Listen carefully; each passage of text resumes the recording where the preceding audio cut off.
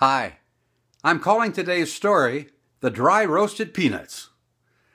I'm John Gross, and I had to give a speech in Bismarck, North Dakota.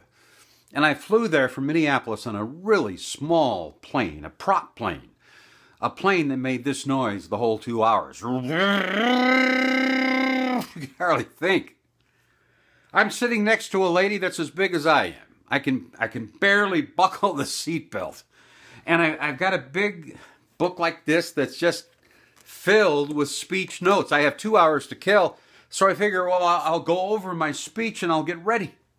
So I pick it up and I'm just cramped up like this, and I start to practice speeches. You can see my lips move, but you can't hear me over the... And I start practicing. The lady next to me, that's as big as I am, taps me on the shoulder. This is a true story. She says, "What the heck are you doing?" I said, "I'm practicing for a speech." And she said, "Well, that sounds interesting." So I say, "Hey, I got an idea. Let me practice on you." And she says, "You want a what?" I said, "Let me practice my speech, and what I want you to do is grade the stories from 1 to 10. And she said, "Well, I don't have anything else to do. I could do that." First story. I'm giving a speech at a nursing home. So I walk in, and I get there early, and I walk in and I see a lady with blue hair sitting over in the corner all alone. So I say, "I'll meet her." I walk over and I introduce myself, say that I was speaking. And she says, "Well, what are you talking about?" I said, "Sports." She says, "I hate sports. Could you talk about cooking instead?" And I said, "I don't know anything about cooking." And she said, "I don't know anything about sports."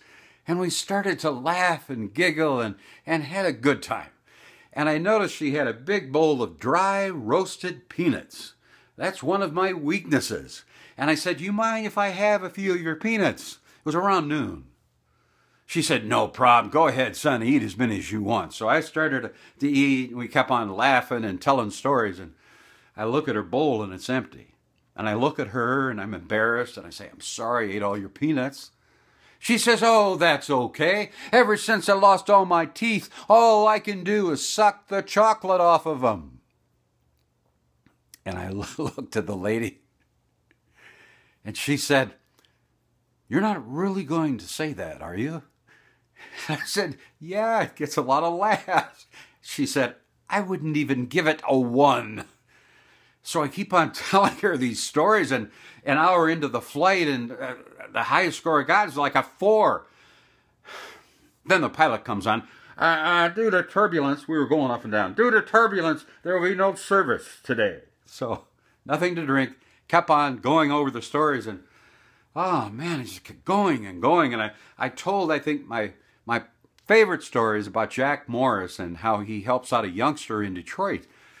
And I get done, and she says, 3. I said, 3? Do you realize I wrote that story, and that story is in a book that sold over 1 million copies, Chicken Soup for the Sports Fan Soul? She says, "I don't care, 3. So now we've been up 2 hours. The plane is circling the airport in Bismarck. And I think to myself, you got to try at least one more. So I've got like a minute. I explained to her, "I want you to think about this. I want to set it up. Imagine a guy that's really busy on the weekends. He can never get his work done at work on Friday, so he carries over into Saturday. And it's Saturday morning around 9 o'clock. He's busy on his computer. His son walks in. He's got a baseball cap on, holding a glove.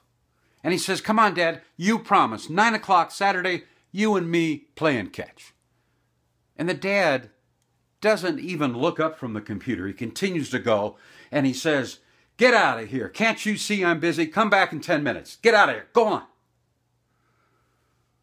That little boy just stands there. He doesn't even move. Puts his head down, starts crying. 'I just wanted to play catch.' And Dad looks up, and he's so embarrassed. 'Son, I'm sorry. I shouldn't have been that way.' And the dad looks around his office, and he sees a newspaper, a USA Today newspaper, and turns it over backwards, and maybe you've seen the color map of the world they always have in it.